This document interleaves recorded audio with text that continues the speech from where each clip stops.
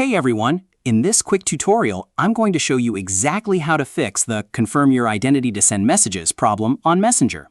So if Messenger is asking you to verify your identity before sending messages, just follow these simple steps and you should be able to solve the issue easily.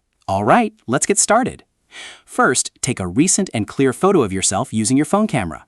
Make sure your face is fully visible and the picture is high quality. Now, open the Facebook app on your phone.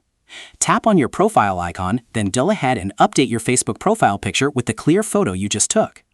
Once your profile picture has been updated, open Messenger again where you were facing the problem. Now tap on Continue to start the verification process. Tap on Start Selfie at the bottom. After that, complete the selfie verification by following the instructions shown on your screen. Once the verification is completed, go back to Messenger and you should see that the problem has been fixed successfully. And that's it. That's the easiest way to fix the confirm your identity to send messages issue on Messenger. If this video helped you, don't forget to like the video and subscribe to the channel for more quick tutorials.